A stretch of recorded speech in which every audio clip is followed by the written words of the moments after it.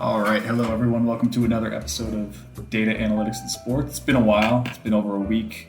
School starting, getting a little crazy. Haven't had time to really sit down and write anything, much less sit down and record a 30 or 26 to 30 minute podcast that takes me Lord knows how long to edit. Feels good to finally have some free time, the ability to sit down and write something that I'm passionate about. And I was doing something a little different today. I wrote something, and I'm actually basically just going to script what I normally talk about based off the article. Obviously, I put together a couple of side notes for myself, but for the main part, mainly it's going to be coming from this article I'm writing. So if you want to read the article as opposed to just listen to me, you can go on my Twitter at D_A_A_S_45 and just read the article in case you're not a podcast person. I know I'm not particularly a podcast person myself. I usually like to read stuff, which is ironic because I'm doing a podcast, but you're listening, so it's my podcast. I can do whatever the hell I want. But for this, I decided, previously I wrote about power rankings, and I decided a better way to go about it would be tiers. I prefer tiers generally when discussing like all-time players, which might be something I do in the future, but I really prefer tiers over just ranking like 1, 2, 3, 4, just because I find it puts a lot more things into context when you do tiers as opposed to like ranking. Like, it's so stupid to be like LeBron's 1, Kareem's 2, or Michael's 1, Kareem's 2, LeBron is 3, because it's like people see it as disrespect, but in the same way you could say LeBron is 1, Michael's 2, Kareem is 3, or Kareem is 1, LeBron is 2, Michael's 3. Like, all 3 are correct. So I just like to group them in that same tier, like the top 3 tier, because if you put any of those guys number 1, number 2, or number 3, it really cannot be respectful because they're all deserving of that number 1 spot. Until you got guys like Doug Gottlieb saying that Larry Bird is better than LeBron, which I'm pretty sure is a hate crime. I can't confirm it, but I'm pretty sure it's a hate crime.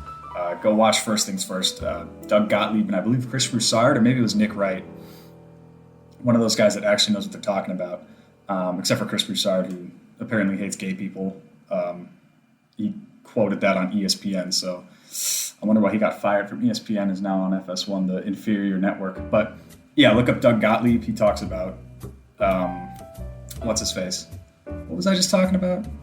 Doug Gottlieb saying that Larry Bird is better than LeBron James. Again, I can't confirm that's a hate crime, but I am pretty sure that is a hate crime. But anywho, moving on from that, I did a tier list for every single team in the NBA, all 30 of them.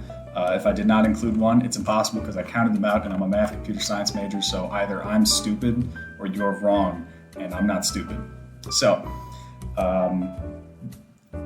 I prefer tiers way over 1 through 30, just because it's so much easier to say like the Bucks and the Nets and the Clippers are in the same tier, for example, rather than like going through and like really trying to decide, is this team better than this team? Like, who's going to win in the playoffs? Like, I don't know. I'm not going to sit here and labor over every single offensive, defensive, plus minus and plug every single player into my equation. I'm not going to do that. So I did tiers. Here we go. Team 0, or Tier 0. I call this one Time to Tank. These are teams that I'm not even going to spend too much time on them. It's the Pistons, it's the Wizards, the Timberwolves, and the Raptors. What has happened to the Raptors? They started 2-9. That's awful. They won 3 in a row, I believe, at 5-9. They're still really bad in the East.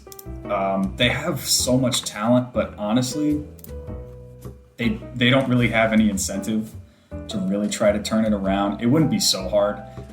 The 8 seed right now is 8-8. That's the Knicks, who are surprisingly competent. I didn't know Julius Randle was the second coming of Michael Jordan, but it looks like he is. But to start, it's the Raptors. I don't know what happened with them. I don't think they'll stay in this category for long, but if we ended the season right now, or if the season was 10 more games instead of however many it is, there's some teams have played 15, 16 games, 72 game season. You do the math is 56. You're welcome. But if there's 10 more games in the season, if I was the Raptors, I would just tank. Pistons, Wizards, Timberwolves, all 3 of them, they're awful. You look at offensive, defensive net rating, They are not good. The Timberwolves are the worst run organization in sports. I almost gave it to the Pistons for whiffing on Christian Wood and letting him go to the Rockets, but what the hell are the Timberwolves doing? They have an All NBA, All Star caliber center, and they have a borderline All Star point guard, and the number 1 overall pick, and they are the second worst team in the league at 3-10 behind the Pistons. You never want to be in the same sentence as the Pistons unless it's talking about, God, aren't you glad we're not? That's just awful. The Wizards, they just can't put it together. They try. I give them props for trying. A lot of teams don't try. They took a big whiff with Russell Westbrook, and I admire the hell out of it. I would have done it again if I was the Wizards. Like if I had a time machine, I'd go back in time and I'd be like, hey, there's no way this can fail. It's not going to fail again. It's impossible. You got Russell freaking Westbrook and Bradley freaking Beal on the same team in the East. They're going to make the playoffs. They're not going to make the playoffs. In my preseason predictions, I had them making the playoffs. They're not going to make the playoffs. Bradley Beal's going to put up 30. He's going to put up 50 I forget, he's already put up like 50 or 60 in a game and they lost. He's going to score 100 points and they're going to lose by 15. They can't do anything but score, and even then they're not great. Bradley Beal said that they can't guard a parked car. I don't know when I became Boston, but I agree. Silver lining for the Pistons, Jeremy Grant has looked amazing. He's a borderline all-star. I think he's putting up like 24, 6, and 3 or something like that. Yeah, 25.4, 6.1, 2.6 on 3 blocks on 47, 39, 86 shooting splits. That is all-star level right there. If he wasn't on the worst team in the league, he would definitely be an all-star, but for now it's possible. So that was tier 0. Tier 1 is turn on the game, X is getting hot. So this is pretty self-explanatory, and honestly is probably the most fun list, most fun tier I put together. It's definitely the most interesting for me.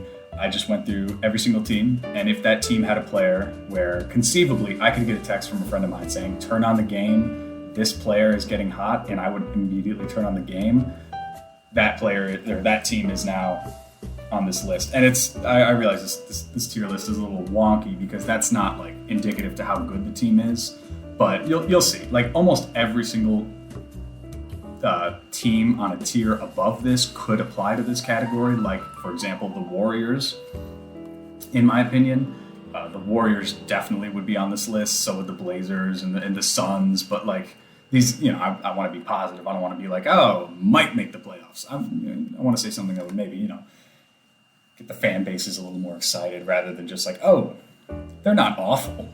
So I did turn on the game, X is getting hot, because for a lot of these teams, that's a reality. That happens a lot, especially, well, I'll just go through the list.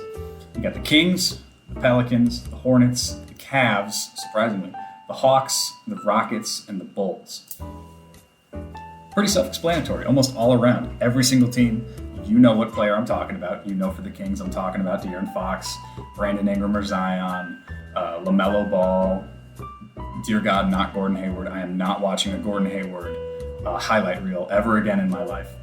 After he left Boston and his wife was like, thank you so much, Boston. Thank you so much to the Boston Police District for coming to my house every day and checking up on me. Like, Jesus Christ, lady. Have you never read the news?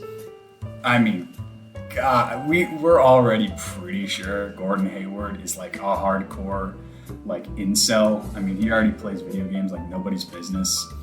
I mean, I can't really speak bad on him because he's worth more money than I'll ever imagine seeing in my life. But like, Jesus Christ, lady, read the room. And he got a box. It was like Gordon Hayward. Gender reveal for his 3rd kid, and it was a girl, and then his wife was like, aren't you happy? And he was like, Daddy's always happy. Oh, you could see the pain in his eyes. Like, Jesus, man, like, are you really sad? All right, I mean, you're a multi-millionaire and you got a daughter. I don't see how you could be upset with your life, but I mean, hey, you do you, I suppose. And then his wife thanking the Boston police. I mean, Jesus. Oh my, read the friggin' room. Anywho, the Hornets, the Cavs, they got Colin Sexton, who dropped 40 on the Nets in Kyrie Irving shoes, or I guess in Kyrie's, which is just utterly disrespectful. There's a poll on Twitter, like if you were playing an opposing team and one of their like star players had a signature shoe, would you be comfortable wearing that signature shoe? I would. I wouldn't mind. Like if I was playing Giannis, I'd probably wear like a pair of Giannis's or something. Like I wouldn't care. But I just found that hilarious. Although, if you are going to wear their shoe, you got to play well. You can't wear Kyrie's and not bust Kyrie's ass, which Colin Sexton did. I almost said Gordon Hayward. He most certainly did not. The Hawks, Trae Young, John Collins, is obvious. Honestly, DeAndre Hunter might slowly make it up to that category. He's having an incredible second season. I mean, I kind of called it. I don't mean to brag, but I called serious internal improvement from the Hawks. If only Trae Young would just stop drawing fouls. I might even take the Hawks off this list. Like they are just, Trae Young is so hard to watch. I mean, I love him. He's great. He's an all-star for sure, probably even all-NBA. But it's just so difficult to watch him play the game because he'll just, if he's taken what James Harden does, just on steroids. Like really, he's turning into like a James Harden, Manu Ginobili. Like if he doesn't get a whistle, he's not good. Not only is he not good, he's boring.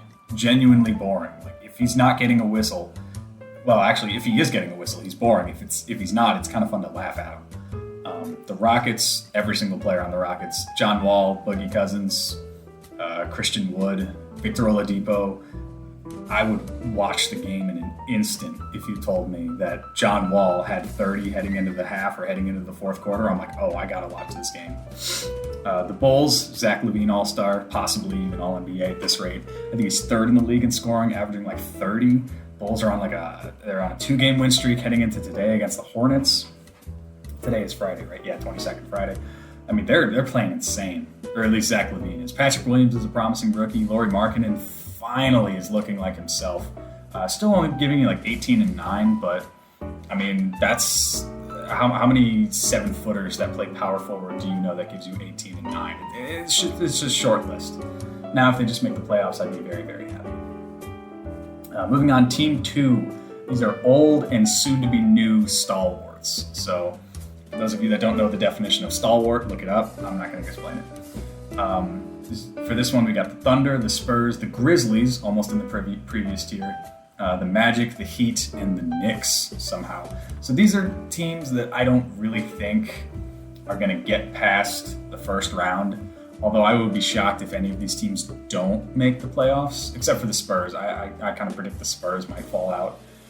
But for the rest of these teams, they're old stalwarts or they're soon-to-be new stalwarts. And when I look at like the Spurs, the Magic, and the Heat, those are definitely old stalwarts. They're almost always in the playoffs or always like the 9th seed. They're always scrapping and clawing, getting their way in. They really value getting to the playoffs more than anything else, even if it means like sacrificing their future. They would much rather see us successful now, which, especially for a team like the Spurs, I respect the hell out of. I don't know why everyone's telling the Spurs to tank, like, oh, they have no direction. It's like, well, if you make the playoffs, guess what? You are a good team. I would kill for my team to make the playoffs, and yet they won't. Well, they might. But, I mean, if I was a Spurs fan, I would be like, yeah, I don't know what the hell the league is going to look like in 5 years. Please make the playoffs. Something. Grizzlies, they're not in. I don't think they're ready to win a playoff series. I think they're ready to take it to 6, maybe even 7. They kind of remind me of like the Thunder pre-Jimmy Butler, or that first year where the Oklahoma City Thunder with Kevin Durant and Russell Westbrook are, where it's kind of like they're really just playing with house money. Like if they make the playoffs, and they were kind of like this last year too with John Moran as a rookie, but now especially with him in his second year looking like the absolute stud that he is. I mean, this Grizzlies team, they're not going to win a playoff series, but if they play the Clippers or the Lakers or the Suns, that is an intense series. And I don't know if they go to 6 or 7 against the Lakers or Clippers. They'd probably lose in 5. But those are 5 really fun games that I want to watch. The Magic, they're going to make the playoffs. Vucevic is Vucevic. Aaron Gordon is actually having a surprising bounce back year. And with no Markelle Fultz, Cole Anthony's really come into his own. Not looking fantastic all the time, but I mean, he's a rookie guard. I don't know what to expect. He's a late pick. He's already kind of looking like the steal. He might be the steal of the draft, but I think no matter what you say, he's in contention for the steal of the draft, and he's easily a future starting caliber or really good 6-man point guard. Heat, they're going to make the playoffs. Stop panicking. And the Knicks, the Knicks are good. They're good. I mean, this is not a fluke. They might not make the playoffs because I think someone's got to come out for the Heat. The Heat are going to go in. Someone has to come out, and I think that might be the Knicks. But they are good. I mean, they don't have any one good star, but Julius Randle is a 25 machine. Is a 25, 12 and 5 machine. Mitchell Robinson is looking like a poor man's Rudy Gobert, which sounds offensive, but I mean, to be a poor man's 2-time defensive player of the year, is it just? Yeah, no, 2-time defensive player of the year. I mean, I'll take it. Yeah, those are the teams, all 6 of them. They're all gonna probably make the playoffs. I don't know if they're gonna win win a series, but they'll probably win a couple of games. And kudos to them for being like, no, we're not gonna tank. We're gonna go for it. Yeah, props to them. Moving on, tier 3. This is Cliche DJ. They're gonna make some noise. For this, I've got the Pacers, the Blazers, the Suns, the Hawks, and the Warriors. These, in my opinion, are the teams that should come with an upset alert warning. I think these teams. I think the Suns I might put in the category up, maybe, but maybe we'll see. But yeah, each and every one of these teams, I think personally, has the potential to pull a 2019-2020 Denver Nuggets or a 2018-2019 Portland Trailblazers. The 2018-2019 Trailblazers, that was the Raptors season. That was with Warriors, Blazers in the Western Conference Finals. They all have that ability to pull like a, holy shit, how are they in the conference finals? I think the Blazers, the Hawks, the Pacers, the Suns, and the Warriors, all of them have that ability to sort of like, you blink and they're in the conference finals. Especially a team like, I think the Warriors, who've done it before, the Suns. I think Chris Paul is really going to step up this postseason. He always does. I don't know why people call him a choker. I actually just wrote an article about Chris Paul, about how he deserves an MVP. He might be one of the best players of all time to not win an MVP. I think Dwayne Wade holds that title currently, but I don't think Chris Paul is going to take it from him, but I think Chris Paul is second on that list. I have him slightly above Jason Kidd, slightly behind like a guy like Allen Iverson, is he better than Russell Westbrook? I don't know, maybe. But yeah, these 5 teams, especially like the Warriors who've done it before, Steph Curry's playing at a near MVP level, probably MVP level.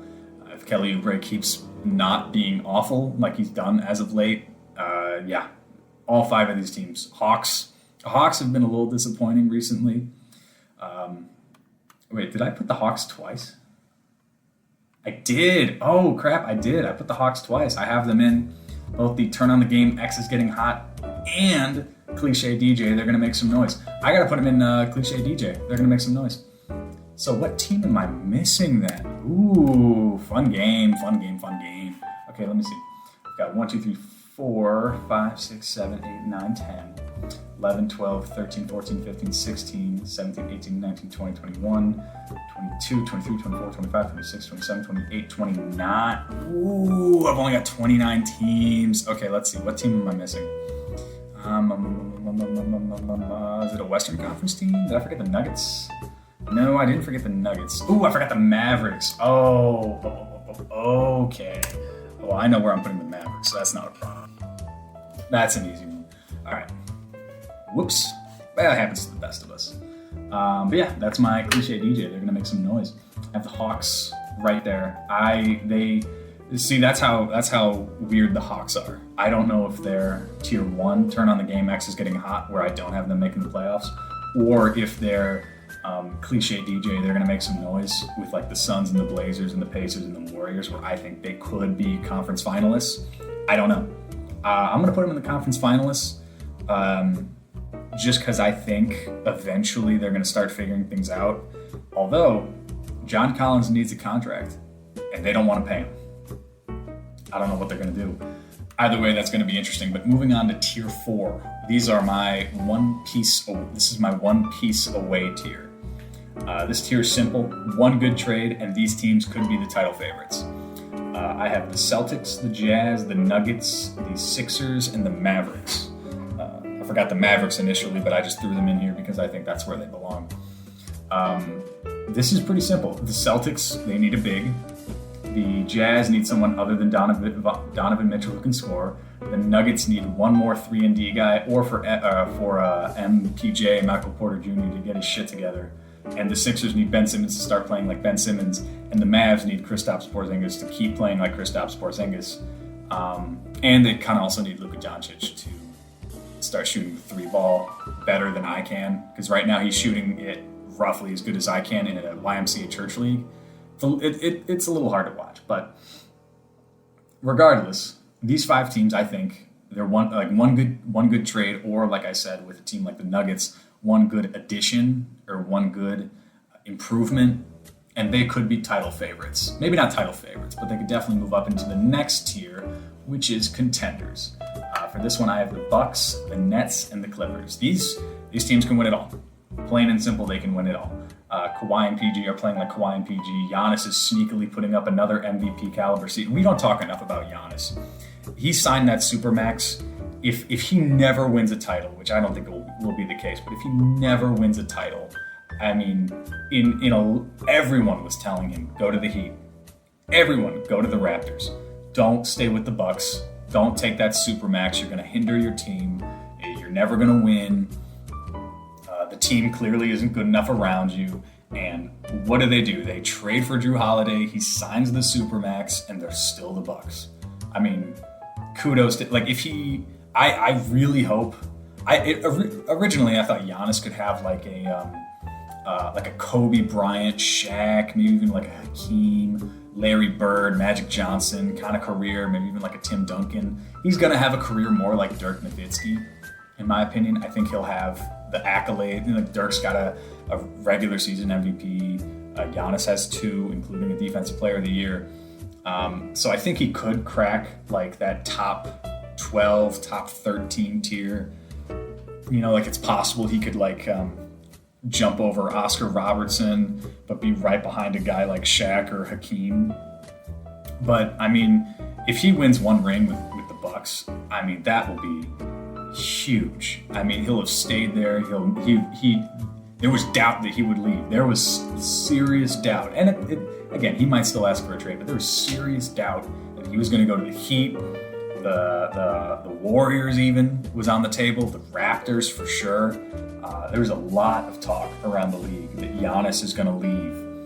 And he's stuck around. And I think in a league where a lot of guys ask out, that is huge. And the Bucks rewarded him with Drew friggin' Holiday, a borderline all-star, to go along with an all-star in Chris Middleton, to go along with a 2-time MVP, Defensive Player of the Year. So they're contenders. Clippers, the Nets. Obviously the Nets, especially if James Harden keeps playmaking with James Harden. They lost to the Cavs, but how often is Colin Sexton going to drop, I think, 42 on them? I don't think very often, although he is a stud. He's probably a borderline all-star too. But they have the most talented starting lineup in the NBA. They have arguably the second or third best point guard. They have the best player in the NBA, in my opinion, in Kevin Durant, the current MVP candidate. And they have the best shooting guard in the NBA, in James Harden, who's also one of the best playmakers. DeAndre Jordan is past his prime. They don't have Spencer Dinwiddie, and they're relying on Jeff Green to play some minutes at the 5.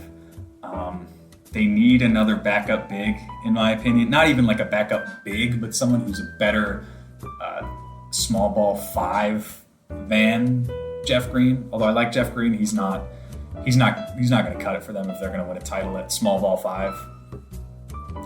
But other than that, I like Joe Harris. I like Timothy Luwawu-Cabarrot. They've got some good players. Landry Shamet. I don't know why the hell you trade him for Luke Kennard, but he's a good player.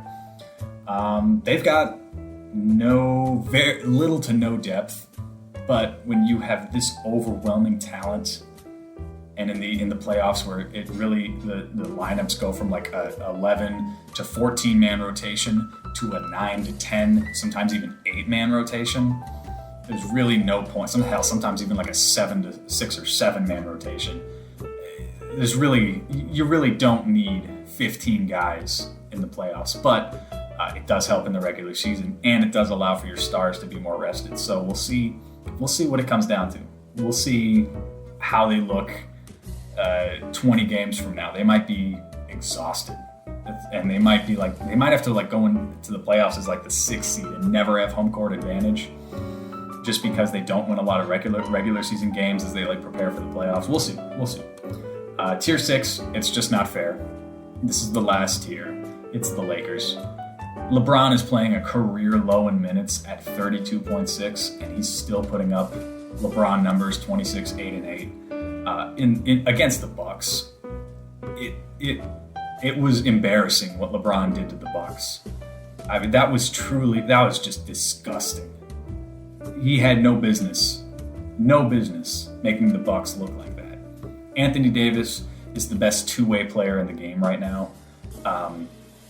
That's a hot take, but you know what? Giannis can't create for himself. He just can't. He's an MVP, 2 MVPs, deserved them both. Anthony Davis is the best two-way player in the game. He can create for himself. He's better in the post. He's a better shooter, and he's just as good, if not slightly better, defensively. He's just that duo. I remember when Anthony Davis got traded to the Lakers, and everyone was asking me, well, not everyone, but a lot of people are asking me, like, Andrew, Clippers or Lakers? Who do you think is better? And at the end of the day, who do you think is going to win the title? I want your opinion right now. And every single time I would be like, which one of them has the better duo? And they'd be like, it's the Lakers. Anthony Davis was at a time argued as being the best player in the NBA. He's not, but he's not as far from being the best player in the NBA as people think. And I think when you see, it was against the Bucks last night. It was Kostas Antetokounmpo, Giannis's brother, and he just embarrassed him. He couldn't guard. This guy is just as big of an athletic freak as his older brother, or maybe it's his younger brother, but as his brother Giannis, he couldn't keep up with him. You need to put Giannis on Anthony Davis to have a chance. He only ended the game with 18 and 9, but he didn't need to put up anymore. It really could, and you know why he doesn't have to put up anymore? Schroeder, Gasol, and Montrezl Harrell. Or Schroeder, Gasol, and Montrezl Harrell all are playing. They're exceeding my expectations for their offseason additions. They are playing ridiculously good basketball. Schroeder is, when LeBron, throughout his career, when LeBron's gone off the court, the biggest issue with the Lakers, and this is why he went to the Lakers, because of Lonzo Ball. The biggest issue was he would get off the court and no one could create shots for others. A lot of people can create shots for themselves. No one can create shots for others. Schroeder and Gasol fix that. And they don't just they fix it like that. It is ridiculous. Kuzma's even improved. Kuzma's gotten better. Kyle Kuzma, who's like 26, already gotten better. Montrezl Harrell is Montrezl Harrell. He is not good defensively. He can't really shoot, but you do not have to run a single play for Montrezl Harrell. You don't have to run a single play for him, and he'll end the game with 18 points. It's very short list of guys who can do that in this league. This Lakers team is just not fair. They got better. I think I can say that. And they're not even playing LeBron that much anymore. They're playing him like 30 minutes a night. And they're saving him for the playoffs. And they have the best record in the league. I don't know who the hell's going to beat this team. I just don't know. I think they have the best duo, maybe. Harden and Durant are probably better duo-wise. But they have one of the best duos in the league. And they're arguably the deepest team in the league. It's ridiculous. I don't know who's beating this team. They're alone in tier 6. It's just not fair. Unless I see something spectacular from the Bucks, the Nets, or the Clippers, they're gonna stay. They're gonna stay there. This team they're my pick to win it all. If you're over 21 in Chicago and you have access to FanDuel, you bet on them right now. I don't care what the over/under is. I don't care what the plus/minus is. You bet on them right now because they look injury permitting. I don't think it's going to be close. And that's my tier list. Let me know if you agree. Let me know if you disagree. I'm pretty proud of it. I'm pretty content with where it's at. Let me know what you guys think, and thanks again for listening.